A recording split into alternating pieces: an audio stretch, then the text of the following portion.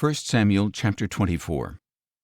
After Saul had returned from pursuing the Philistines, he was told, "David is in the wilderness of En-gedi." So Saul took 3,000 chosen men from all Israel and went to look for David and his men in the region of the rocks of the wild goats. Soon Saul came to the sheepfolds along the road where there was a cave, and he went in to relieve himself. And David and his men were hiding in the recesses of the cave. So David's men said to him, "This is the day about which the Lord said to you, Behold, I will deliver your enemy into your hand, that you may do with him as you wish." Then David crept up secretly and cut off a corner of Saul's robe. Afterward, David's conscience was stricken because he had cut off the corner of Saul's robe. So he said to his men, "The Lord forbid that I should do such a thing to my master, the Lord's anointed. May I never lift my hand against him, since he is the Lord's anointed."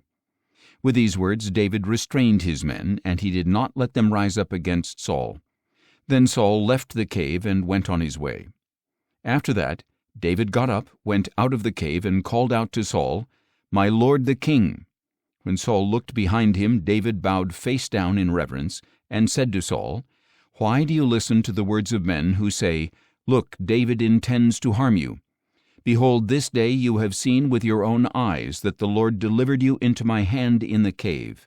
I was told to kill you, but I spared you and said, I will not lift my hand against my Lord, since he is the Lord's anointed. See, my father, look at the corner of your robe in my hand, for I cut it off, but I did not kill you. See and know that there is no evil or rebellion in my hands. I have not sinned against you, even though you are hunting me down to take my life.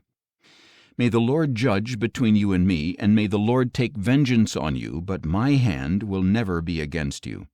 As the old proverb says, wickedness proceeds from the wicked, but my hand will never be against you. Against whom has the king of Israel come out? Whom are you pursuing? A dead dog? A flea? May the Lord be our judge and decide between you and me. May he take notice and plead my case and deliver me from your hand." When David had finished saying these things, Saul called back, "Is that your voice, David my son?" Then Saul wept aloud and said to David, "You are more righteous than I, for you have rewarded me with good, though I have rewarded you with evil. And you have shown this day how well you have dealt with me. For when the Lord delivered me into your hand, you did not kill me. When a man finds his enemy, does he let him go away unharmed? May the Lord reward you with good for what you have done for me this day. Now I know for sure that you will be king, and that the kingdom of Israel will be established in your hands. So now, swear to me by the Lord that you will not cut off my descendants or wipe out my name from my father's house."